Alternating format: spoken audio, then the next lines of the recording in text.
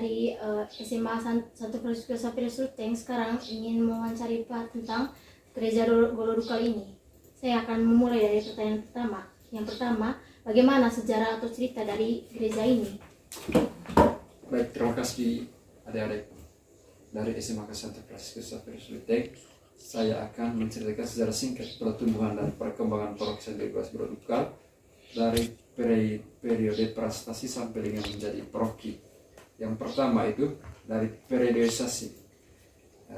Periode yang pertama pada tahun 1950 sampai 1960 prastasi pelayanan liturgi secara berkala oleh pastor paroki katedral pada saat itu melalui imam SPD atau Serikat Sabda Allah.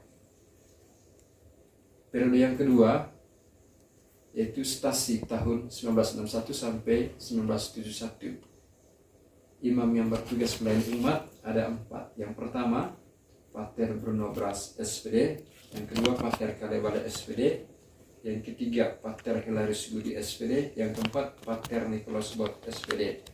Sedangkan awam yang bertugas sebagai majelis gereja ada 3. Yang pertama, Siprianus Ehok. Yang kedua, Felix Gagur. Yang ketiga, Petrus Sau.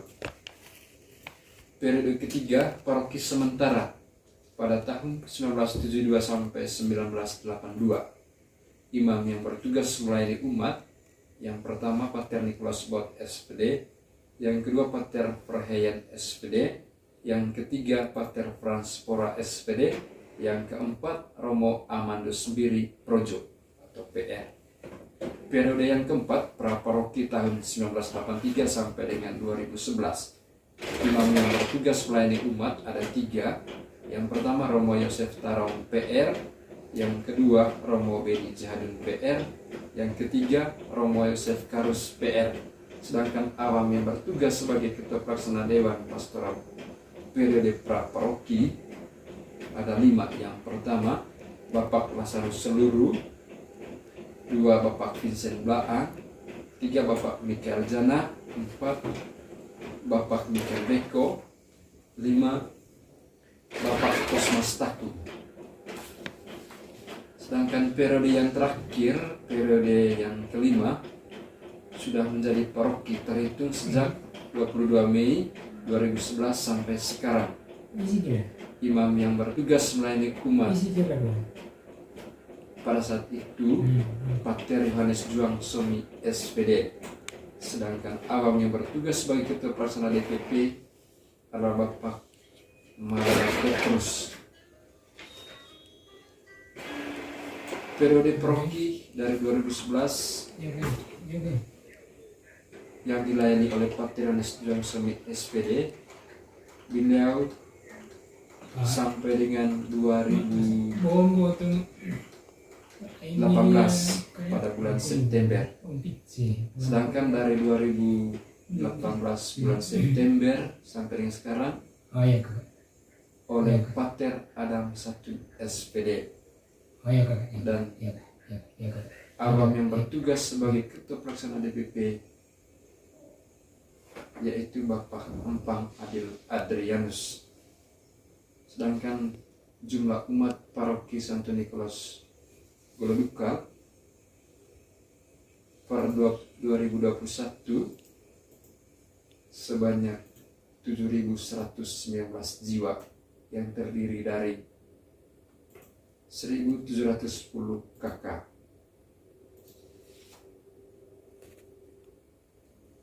Itu yang kedua. Bagian yang ketiga, aset-aset paroki memiliki 2 bidang tanah paroki, 1 bangunan gereja, 1 bangunan pastoran, 2 bangunan WC, 1 buah waterton, dan yang lain-lain. Yang ketiga, batas-batas tanah paroki. Tanah paroki dikelilingi dengan jalan raya dan puskesmas di bagian selatan barat daya. Yang kedua, tanah paroki di bidang kedua di seberang jalan raya bagian barat. Yang kelima, kapasitas gereja yang ada, gereja induk kurang lebih 700 orang. Sedangkan untuk bagian barat, yaitu di ruang kemah permanen, kurang lebih juga 800 orang.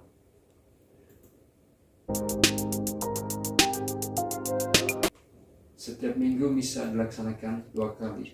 Misa pertama jam 6, misa kedua jam 8. Untuk misa harian dilaksanakan tiap hari, misa hanya 1 kali mulai jam 6 pagi. Sumber dana yang pertama dari periode paroki sampai dengan 2011 sampai dengan 2016 dengan yuran gereja mandiri umat sesuai pekerjaan kepala keluarga. Sedangkan dari tahun 2016 sampai sekarang menggunakan gesar gerakan syukur 1000 sehari. Baik, itu saja sejarah singkat yang saya sampaikan kepada adik-adik saya dari SMA Santo Frusquesus. Saya kembalikan. Pertanyaan yang kedua, bagaimana aktivitas para pastor di tempat ini? Baik, aktivitas pastor di Paroki Glodukal pada tahun ini selain merayakan perayaan Ekaristi pada hari Minggu, pastor Paroki Glodukal juga mengunjungi umat-umat baik yang lansia, yang sakit, dan juga yang berkebutuhan khusus atau disabilitas. Kegiatan pastor sehari-hari selain juga menetapi pastoran dan juga membereskan administrasi paroki, pastor juga sering mengunjungi umat di sore hari. Selain itu juga pastor sering berkunjung secara langsung keluarga per keluarga yang ada di wilayah Paroki Glodukal. Selain itu juga pastor sering berkunjung ke KBG guna untuk menyampaikan hal-hal yang berkaitan dengan pastoral paroki, terutama dalam tahun ini adalah tahun ekonomi berkelanjutan yang sejahtera, adil, dan ekologis.